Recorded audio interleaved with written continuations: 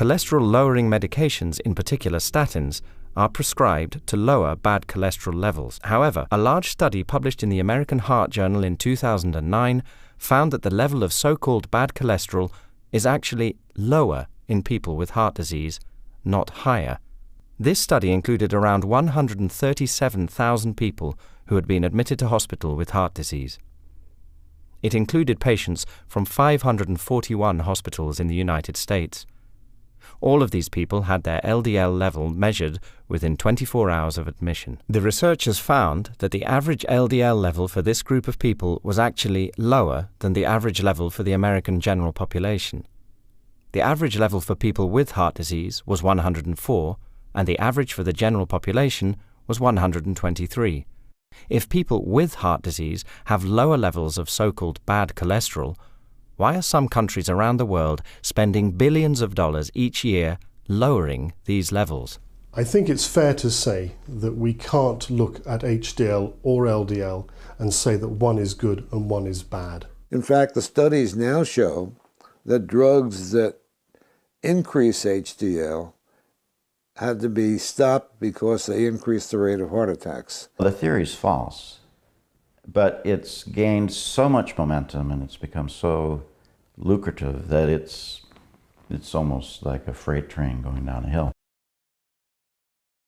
결론부터 말씀드리면 콜레스테롤, 그 중에서도 LDL 콜레스테롤이 나쁘다고 말하는 의사분들이 계시면 무조건 걸으세요. 공부를 덜 하시거나 여러분이 아프길 바라는 겁니다. 채식하고 통곡물 많이 먹어라? 이 말을 왜 계속 강조할까요? 이런 말을 믿는다면 여러분은 결국은 아프게 될 수밖에 없어요.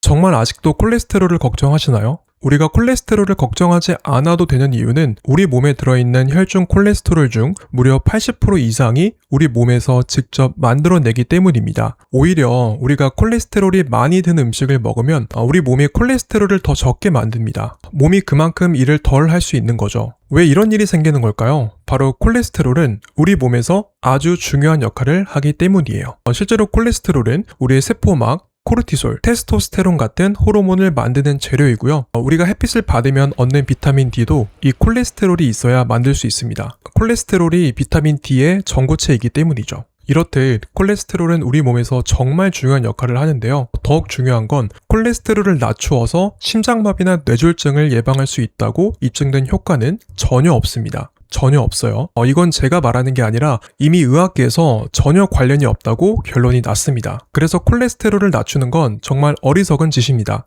그렇다고 높은 콜레스테롤이 무조건 좋다는 건 아니고요. 만약 콜레스테롤을 높인 요인이 과도한 스트레스, 지나친 수면 부족, 탄수화물 섭취 이런 것들이 원인이라면 몸에 이상이 생길 수 있다는 거죠. 이 경우에는 콜레스테롤 수치뿐만 아니라 중성지방 수치도 높을 텐데요. 당연한 게 중성지방은 우리가 소화시키고 남은 당분이 지방으로 변한 겁니다. 그래서 높은 콜레스테롤 수치로는 절대 건강 상태를 파악할 수가 없어요. 이에 대해서 하버드도 인정을 했는데요. 하버드 연구에 따르면 높은 중성지방 수치는 심장마비 위험을 3배나 높인다고 합니다. 그래서 콜레스테롤 수치보다는 방금 말씀드린 중성지방 수치, 그리고 스트레스를 많이 받고 잠을 잘 못 자면 몸에 만성염증이 생기죠. 그래서 중요한 건 중성지방과 염증 수치입니다. 그런데도 대부분의 사람들은 원인을 엉뚱한 곳에서 찾습니다. 고기를 피하고 야채나 통곡물을 먹어야 건강하다고 생각하죠. 저의 부모님을 비롯한 지금 이 영상을 보고 계신 여러분의 부모님들도 마찬가지일 거라 생각합니다. 그럴 수밖에 없는 게 사회가 콜레스테롤을 악마화하고 있고요. 제약업계도 스타틴이라는 약물을 통해 천문학적인 금액을 벌어들이고 있기 때문입니다. 그래서 결국 대부분의 사람들이 콜레스테롤을 낮추는 약물을 선택하게 되는데요. 이는 근본적인 해결책이 될 수가 없습니다. 이걸 쉽게 비유해보자면 우리가 감기에 걸리면 몸에서 열이 나죠. 이때 우리 몸에서 열이 나는 이유는 우리 몸속 바이러스를 죽이기 위해서 열을 올리는 거거든요. 근데 감기약을 먹으면 열은 낮출 수 있어도 몸속 바이러스는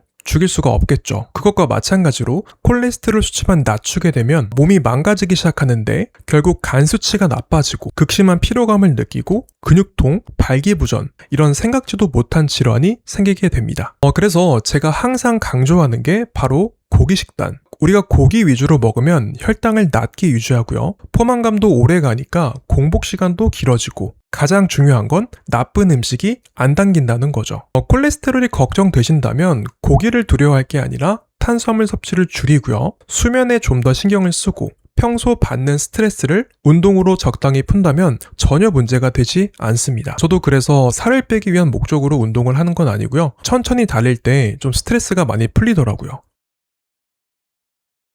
그래서 내 콜레스테롤 수치가 적당한가 알기 위해서 구체적으로 말씀드리면 중성지방과 HDL 콜레스테롤의 비율이 2 이하로 나오는 게 가장 이상적이고요. 만약에 그 수치가 4 이상이라면 위험 단계고요. 6 이상이라면 매우 심각한 단계라고 생각하시면 됩니다.